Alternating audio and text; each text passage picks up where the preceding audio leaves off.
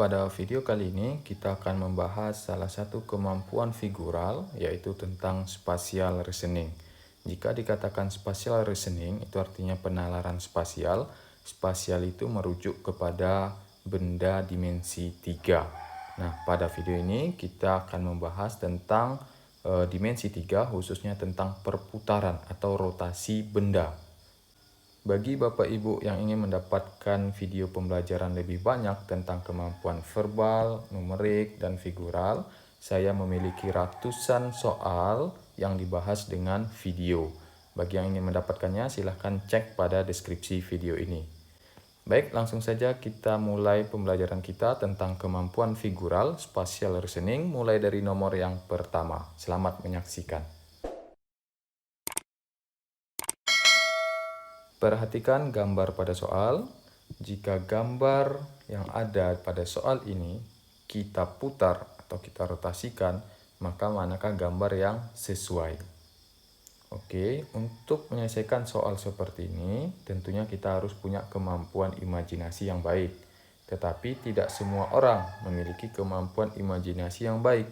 Maka saya akan menunjukkan salah satu cara yang biasa juga saya gunakan ketika saya tidak bisa langsung mengimajinasikan.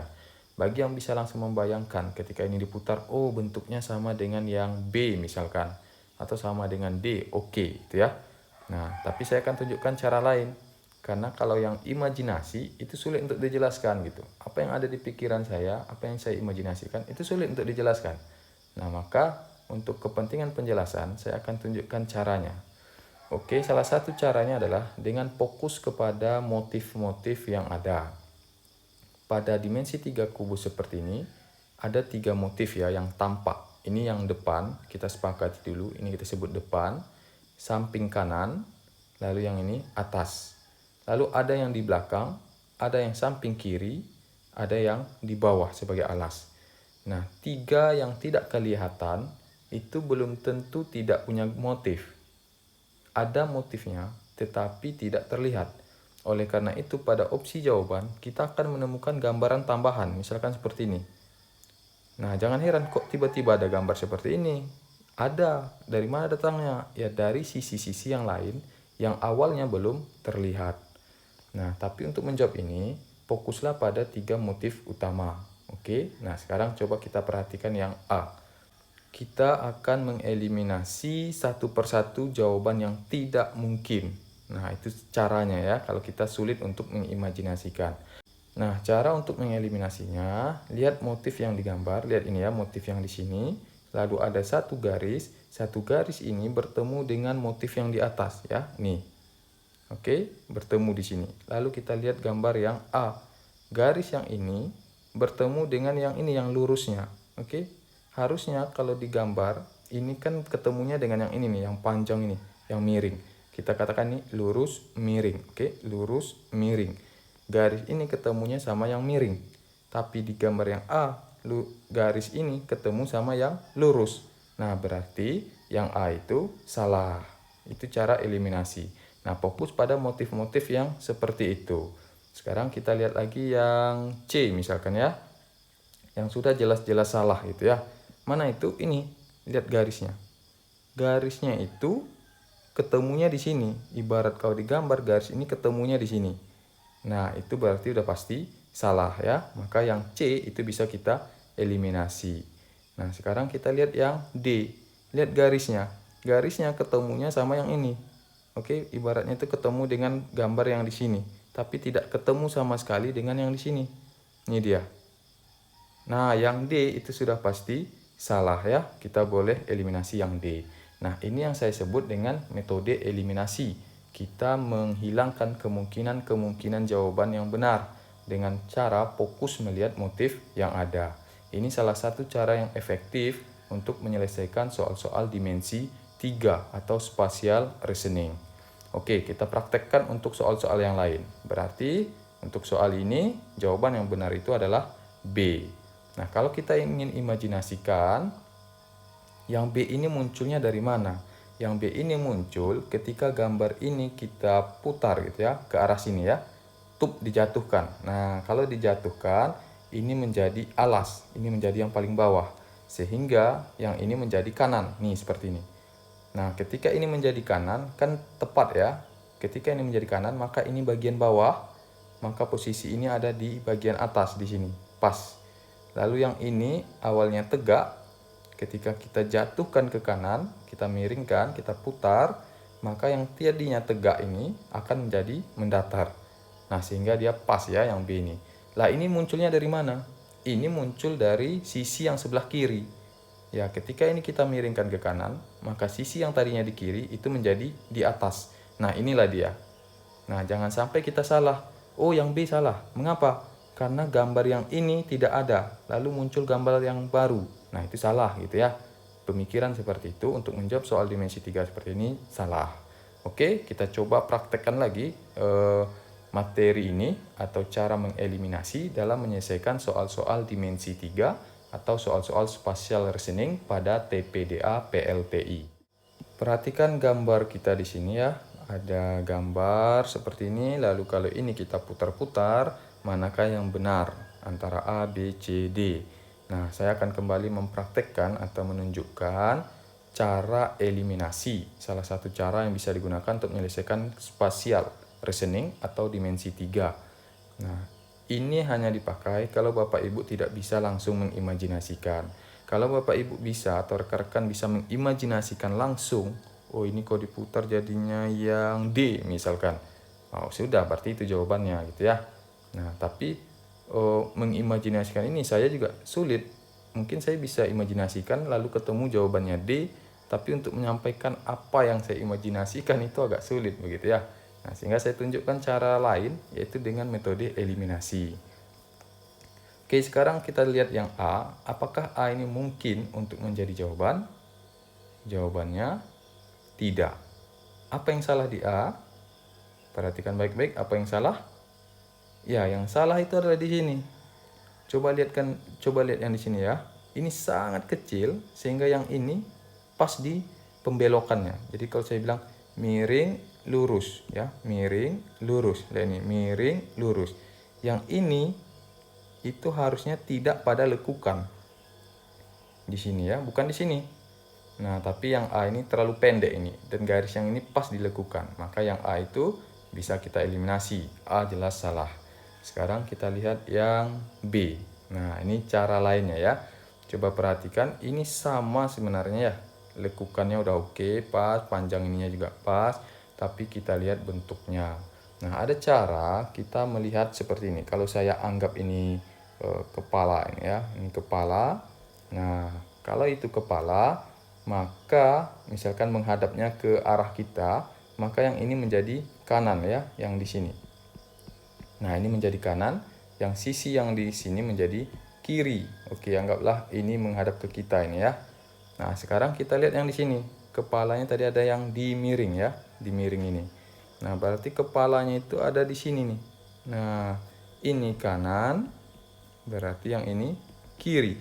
Nah, perhatikan bahwa posisi yang ini itu adanya di sebelah kanan, di sebelah kanannya ini ya. Tapi di sini adanya di sebelah kiri. Oke. Nah, berarti yang B juga salah, bisa kita eliminasi. Sekarang kita lihat yang C. Nah, yang C ini ya sama, kita kasih dulu kepalanya gitu ya. Ini kepala, ingat ya, letak kepala itu jangan salah juga. Kepala itu di bagian yang miring ya. Di bagian yang miring, bukan lurus. Nah, pada gambar ini yang miringnya ini ya, ini yang lurus. Nah, oke.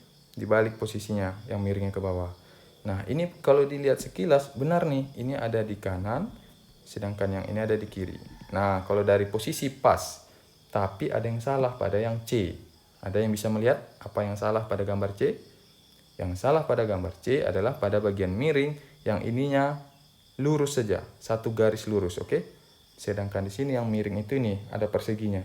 Artinya dia nggak plong sampai habis, habis ya, enggak. Tapi ada petaknya sedikit di sini. Oke, nah itu yang salah tuh. Perhatikan yang ini ada petaknya sedikit, yang ini juga ada, yang ini juga ada. Nah, sehingga yang C itu adalah salah. Nah, kalau 3 salah, maka sudah pasti jawabannya adalah D. Tapi kita juga perlu bertanya, kok bisa yang D ya? Nah, sekarang saya tunjukkan nih, mengapa bisa yang D.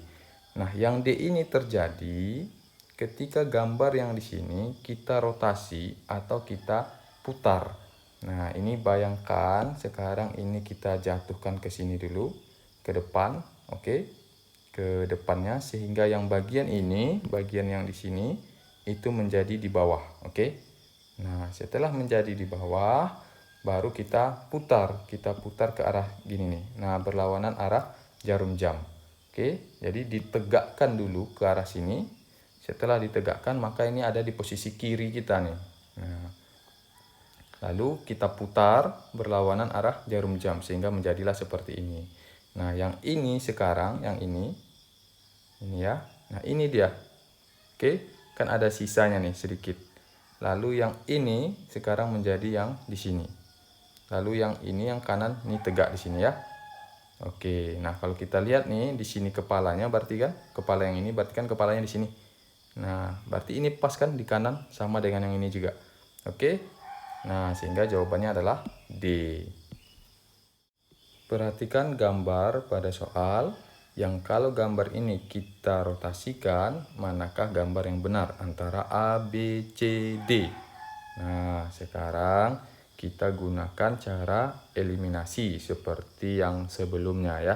Manakah yang tidak mungkin? Cara mengeliminasi dengan fokus kepada motif yang ada. Oke, sekarang kita lihat dulu pilihan yang A ya. Lihat ini ya, ini ujung dari apalah kita sebut ini ya, lingkaran sajalah. Atau kayak obat nyamuk versi lama. Oke, lihat ujungnya. Ujungnya itu tidak menghadap ke ini, ke bagian hitam zigzag ini.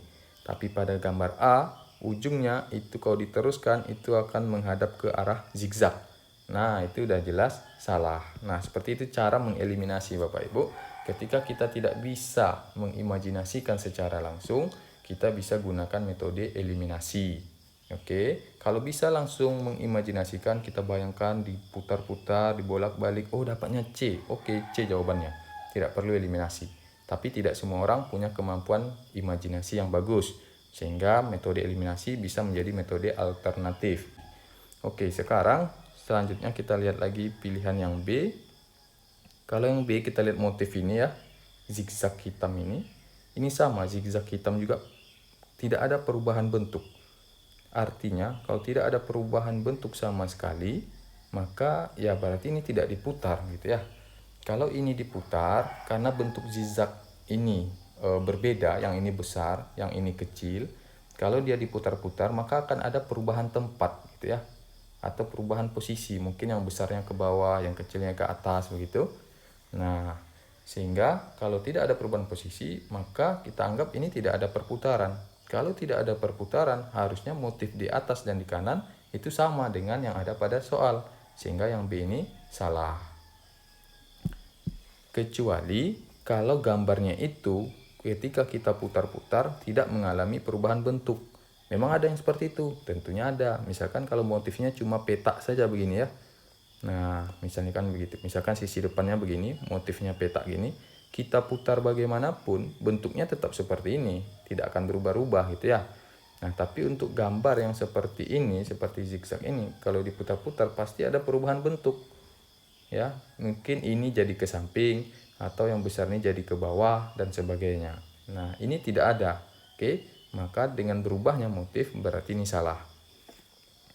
Sekarang kita lihat yang C, apa yang salah di C ini. Nah, motif lingkaran tadi atau obat nyamuk tadi yang awalnya di kanan, sekarang jadi di atas. Oke. Nah, kalau dia di atas, ini kita berarti kita putar ke arah kiri ya, jatuhkan. Ini menjadi di atas. Kalau yang obat nyamuknya di atas, maka posisi zigzag ini masih di depan. Dia tidak akan berubah, hanya saja yang ini tadi di atas, sekarang menjadi di samping kiri. Oke. Nah, berarti bukan yang C. Maka pilihannya pasti yang D. Tapi kita perlu lihat kok bisa ya yang D. Bukannya ini juga motifnya sama seperti ini. Berarti tidak ada rotasi. Kalau tidak ada rotasi, berarti di sini harusnya gambar zigzag, di sini harusnya gambar lingkaran obat nyamuk. Sama dong kayak B. Berarti ini juga salah. Nah, tunggu dulu. Ini adalah kasus di mana bentuk gambar di atas itu sama seperti persegi yang tadi saya sampaikan. Yang kalau diputar dalam kondisi tertentu, maka dia tidak akan mengalami perubahan bentuk. Nah, gambar ini telah diputar sebesar 180 derajat. Kalau gambar ini diputar 180 derajat, maka tadi sisi yang paling belakang itu akan menjadi yang paling depan. Di sini ya, ini dia. Lalu sisi yang tadinya di kiri itu akan menjadi di kanan. Ini dia. Oke, sehingga dua motif ini tidak terlihat. Nah, tidak terlihat. Yang ini jadi paling belakang, yang obat nyamuk jadi paling kiri. Nah, sekarang kita lihat di atas. Di atas berubah nggak kalau ini kita putar 180 derajat?